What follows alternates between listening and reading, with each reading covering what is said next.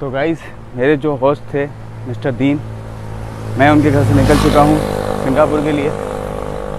और मैंने उनसे शिकायत भी की। मैंने काउच सर्फिंग की थी इसलिए कि मैं देखना चाहता था मलेशियन कैसे रहते हैं, क्या खाते हैं, मलेशियन खाना क्या होता है, ये सारी चीज़ें देखना चाहता था। लेकिन उन्होंने मुझे, और मैं आपको दिखा नहीं पाया इसके लिए सॉरी, उन्होंने मुझे भी सॉरी बोला कि उनके पास टाइम नहीं था, ही इज़ ए प्रोफेसर। तो मैंने भी उन्हें डिस्टर्ब नहीं किया क्योंकि वीकेंड्स के डे नहीं थे। तो मैंने सोचा कि यार कोई इशू नहीं है, लेकिन मैंने उनको बोल दी ये बात, तो वो मुझे सॉरी फील कर रहे थे। लेकिन उन्होंने मुझे जो हॉस्पिटलिटी दी वो बहुत अच्छी थी। मैं जिस वक्त जाऊं या जिस वक्त आऊं कोई इशू नहीं था, घर का दरवाज़ा उनका खुला रहता था। और यहाँ पर मैंने देखा है कि लोगों को सामान मतलब ऐसे ही रखा रहता है, उनको चोरी की कोई परवाह नहीं है। तो आई थिंक यहाँ चोरी का कोई इतना वो है नहीं, घर के बाहर ही सामान रखा रहता है लोगों का। दरवाजे इतने प्रॉपर तरीके से बड़े नहीं हैं, छोटे छोटे दरवाजे हैं जैसे गोवा में होते हैं। मुझे सभी पूरे मलेशिया के बारे में बात मैं नहीं कर रहा हूँ, जहाँ पर मैं हूँ जेला टेक, मैं यहाँ की बात कर रहा हूँ। और लोग अच्छे हैं। तो मैं अब जा रहा हूँ सिंगापुर के लिए। मुझे जेला टेक से मेट्रो लेनी है, जिसे यहाँ पे फीडर केएल बोलते हैं। और ये लेकर मुझे केएल सेंट्रल जाना है। वहाँ से मैं बाय बस कोलालमपुर एयरपोर्ट जाऊँगा और वहाँ से सिंगापुर के लिए। मैं आपको एक चीज़ और बता दूँ यहाँ की फीडर के बारे में। आप इसे मेट्रो भी कह सकते हैं। तो यहाँ पर स्मोकिंग मना है, खाना पीना मना है, कचरा फैलाना मना है, बिना वजह जो अंदर अलार्म होता है उसे बजाना मना है, ज्वलनशील पदार्थ लेके आना मना है, रेलवे ट्रैक क्रॉस करना मना है। और अगर आप ऐसी कोई हरकत करते हैं तो इसका जो फ़ाइन है वो है 500 रिंगिट, 9000 क्या आई थिंक फ़ाइन होता है इंडियन करेंसी का। तो ये बहुत बड़ा अमाउंट है।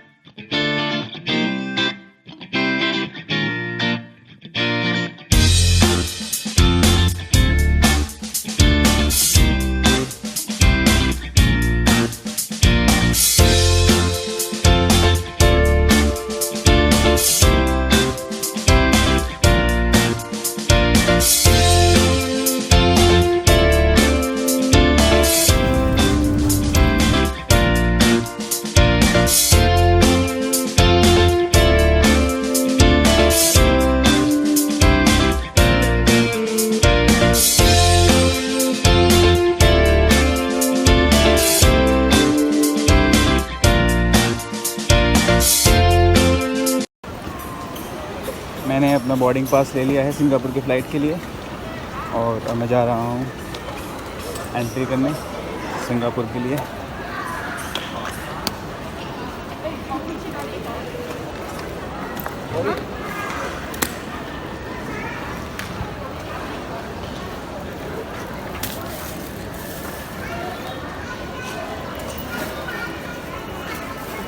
Thank you.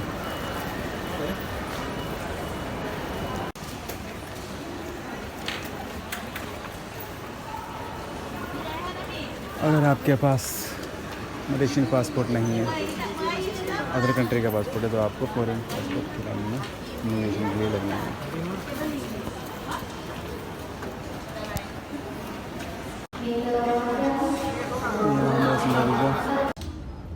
तो फ्रेंड्स, मेरा इमिग्रेशन कंप्लीट हो चुका है और मैं जा रहा हूँ फ़्लाइट के लिए।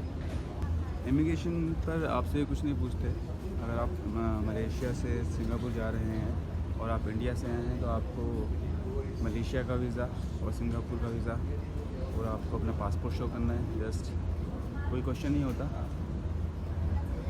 और आप ईज़िली अंदर आ जाते हैं।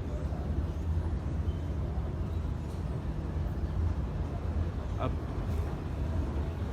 बाकी का वृत्तांत मैं आपको पहुँच कर बताता हूँ सिंगापुर।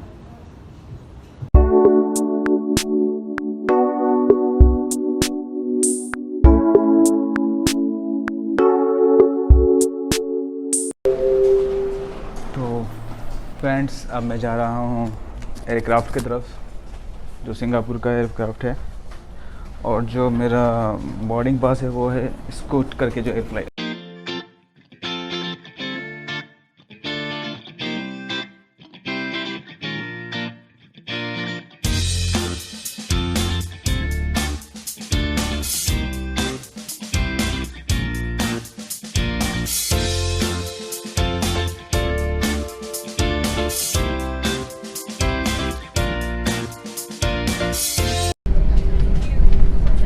एक बड़े मज़े की बात हुई। No, recording. तो अभी एक मज़े की बात ये हुई कि मैं जिस सीट पर बैठा था वो विंडो सीट नहीं थी और मैंने आप चूज़ कर सकते हैं पहले से विंडो सीट लेने के लिए, लेकिन मैंने नहीं किया था चूज़ क्योंकि उसका आपको विंडो सीट का अलग से चार्ज देना होता है। तो मैंने ऐसी सीटें ली थी और जब मैं इस प्लेन में आया तो यहाँ पे मुझे सीट सी मिली थी पहले और बराबर वाली दोनों सीटें खाली थी। तो मैं अब विंडो वाली सीट पर हूँ। मुझे एक्चुअली विंडो सीट इसलिए चाहिए होती है ताकि मैं रिकॉर्ड कर सकूँ अपना बाहर का क्या है, आप लोगों को दिखा सकूँ और मुझे खुद भी अच्छा लगता है, नज़ारा ज़रा अच्छा नज़र आता है।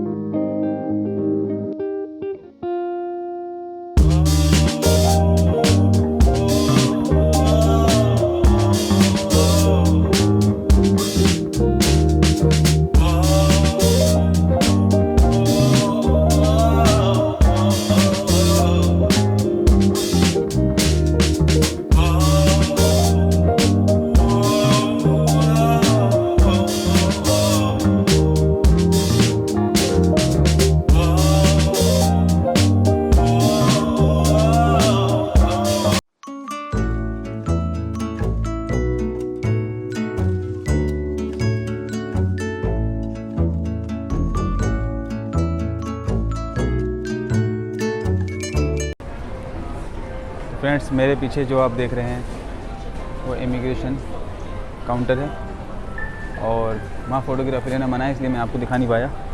प्लेन के अंदर ही आपको एक इमिग्रेशन फॉर्म मिल जाएगा, उस पर कुछ नहीं होता, जस्ट आपको अपना नाम लिखना होता है, आप कहाँ से आ रहे हैं और कहाँ जाएंगे, कितने दिन सिंगापुर में हैं, बस नेशनलिटी कहाँ की है, स्टेट कौन सा है, ये सारी चीज़ें लिखनी होती है। बहुत इजी है, कोई मुश्किल काम नहीं है।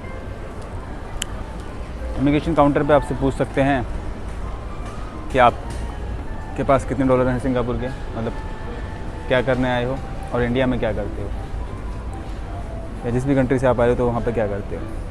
सिंपल से चेहरे पे स्माइल रखिए, सवालों का जवाब देते रहिए, घबराने की कोई ज़रूरत नहीं है। घूमने आए हो तो बताओ यार घूमने आए हैं, ठीक है। मतलब इनको ऐसा लगना चाहिए देख कर कि आप कैपेबल हो यहाँ पर रहने के लिए, यहाँ का जो रूल्स एंड रेगुलेशन हो उसको मतलब फॉलो करने के लिए। ऐसा नहीं लगना चाहिए कि आप इलिटरेट पर्सन हो या आपको कुछ पता नहीं है। जस्ट कॉन्फिडेंस में होके बात करो और इमिग्रेशन क्लियर हो जाता है, नो इशू। और अब मैं बाहर की तरफ जा रहा हूँ। मेरे साथ अभी एक ट्रेजेडी हो गई, मतलब मैंने मैंने काउच सर्फिंग के लिए जो मेरे होस्ट थे, उन्होंने मुझे अब बताया कि वो भाई साहब जो हैं आज नहीं मिलेंगे, कल मिलेंगे। मैंने होटल बुकिंग कर रखी है, नो इशू, तो मैं वहाँ चला जाऊँगा। लेकिन अब मैं कंफ्यूज ये हूँ कि उन्होंने जो मुझे एड्रेस दिया था, मतलब एड्रेस जो दिया है, मैं वहाँ होटल लूँ या जहाँ मेरा होटल है वहाँ पर होटल लूँ, उसी होटल में जाऊँ। तो ये थोड़ा सा कन्फ्यूज़न है कि मैंने जो होटल बुक कर रखा है मैं वहाँ जाऊँ या मुझे दूसरा होटल लेना चाहिए। खैर, ये मेरी प्रॉब्लम है, ये तो होता रहता है।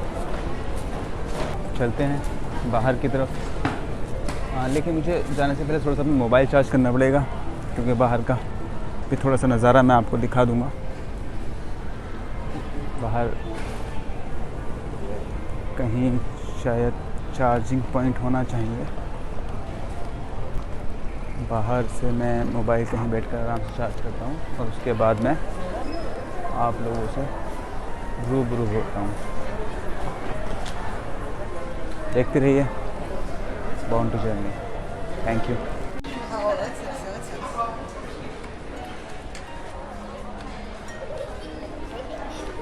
तो इस टाइम हूँ मैं सिंगापुर के चंगी एयरपोर्ट पर और मैं जा रहा हूँ ट्रेन के लिए। तो ये रास्ता है, देख रहे हैं आप। और मुझे यहाँ पर से कार्ड भी लेना है, जो EZ लिंक कार्ड होता है। ये बहुत इजी रहता है घूमने फिरने के लिए। अगर आपको बस से कहीं जाना है तो बस उस कार्ड से आप जा सकते हैं। जहाँ मर्जी ट्रेन से कहीं जाना है तो आप उसका यूज़ कर सकते हैं कार्ड का। और ये जो कार्ड है, इसमें आप फ़ायदा ये है आपका कि इसमें आप अनलिमिटेड राइड्स ले सकते हैं। और इसमें $10 पर डे, 2 दिन के लिए $16 और 3 दिन के लिए मेरे ख्याल से $20 है। तो देखते हैं, अभी मैं वहाँ पर जाकर कार्ड लेता हूँ और उसका आपको दिखाता हूँ। यहाँ पे ATM लगा हुआ है स्टेट बैंक ऑफ इंडिया का, सिंगापुर चांगी एयरपोर्ट पर। और ये सभी जगह होना चाहिए। हल्की हल्की खुशी हुई देख कर के हमारा देश भी तरक्की कर रहा है और हमारे वहाँ के बैंक भी तरक्की कर रहे हैं। क्योंकि आप कहीं जाते हैं तो बहुत चार्ज लगता है आपको, अगर दूसरे ATM से आप विड्रॉल करते हैं तो। आई थिंक इसी ATM से आप विड्रॉल करेंगे तो चार्ज कम लगेगा। अब मैं जाऊँगा टर्मिनल 3 की तरफ। जब तक आप एयरपोर्ट का लुत्फ़ उठाइए। बहुत खूबसूरत बना रखा है इन्होंने।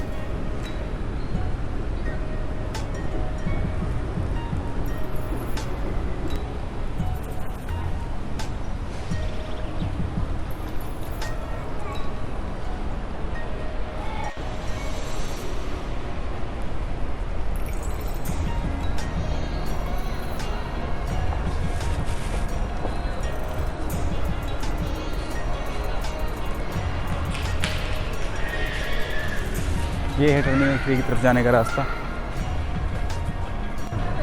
EZ लिंक कार्ड के लिए मैंने शॉप देखी थी एयरपोर्ट पर भी, तो लेकिन मैंने वहाँ से लिया नहीं, क्योंकि वहाँ हो सकता है प्राइस ज़्यादा हो। मोस्टली एयरपोर्ट पर चीज़ें महंगी मिलती हैं। अगर आप कहीं बाहर से लेते हैं तो आपको थोड़ा कम प्राइस में मिल जाएगा। और अगर आप कहीं बाहर आते हैं तो यार पैसे बचाने चाहिए अगर बचते हैं तो मैं यही करता हूँ। ज़्यादा से ज़्यादा पैसे बचाने चाहिए हमें बाहर कंट्री में। अगर आप हो कम पैसों में, अगर आपका काम हो रहा है तो आप कम पैसों में कर लो।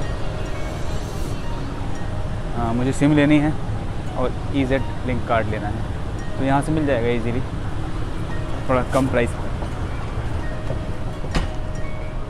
अंदर थोड़ा महंगा होता है। ये नीचे आप आ जाते हैं, यहाँ से आपको ट्रेन मिल जाएगी और टिकट और EZ लिंक कार्ड भी आपको यहाँ से इजीली मिल जाएगा।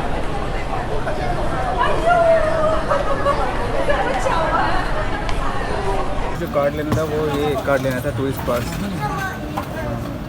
पास का। और मुझे इसके लिए टर्मिनल 2 पे जाना पड़ेगा। चलते हैं टर्मिनल 2 से। तो ये है टिकट ऑफिस और यहाँ से आप ले सकते हैं इजी लिंक कार्ड। और अगर आप ऊपर से लेते हैं एयरपोर्ट से तो वो आपको मिलेगा $38 का, और नीचे से अगर आप लेते हैं तो वही सेम कार्ड आपको मिल जाएगा $30 का। और ऊपर जो कार्ड मिलता है 3 डेज़ के लिए अनलिमिटेड राइड्स का, वो रिफंडेबल अमाउंट भी नहीं होता है। लेकिन ये जो अमाउंट यहाँ से हमसे $30 लेते हैं उसमें से ये $10 रिफंडेबल होता है एंड $20 कार्ड में चला जाता है। जब भी आप कार्ड वापस करेंगे तो $10 आपको वापस मिल जाएगा। अगर आपको पता करना है इस कार्ड के बारे में, आप इन्फॉर्मेशन सेंटर पर जाके पता कर सकते हैं, टिकट ऑफिस MRT। तो वहाँ से आप इजीली बाय कर सकते हैं। कार्ड मैं आपको दिखा देता हूँ, इस तरह से कार्ड है।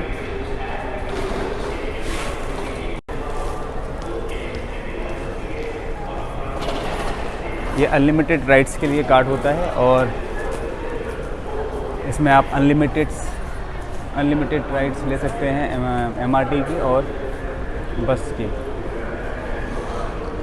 जो पब्लिक बस है।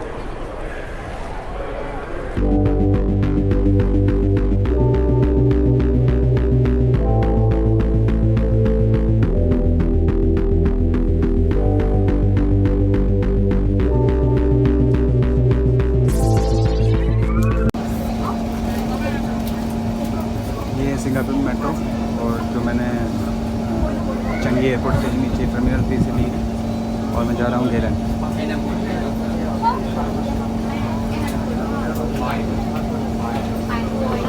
इससे पहले मैंने इजी लिंक कार्ड ले लिया था। अगर मैं कहीं गलत भी चढ़ जाते हो तो मतलब हम टूरिस्ट हैं यार, हम कहीं पर अगर गलत भी चढ़ जाते हैं तो हम आराम से चेंज कर सकते हैं, नो इशू। आप कहीं पर भी बस का यूज़ कर सकते हैं, वैसे ही बस का कहीं पर भी उतर सकते हो। 3 दिन तक अनलिमिटेड राइड्स है मेरे पास में, तो मैंने इजी लिंक कार्ड लिया है। जस्ट टच करो।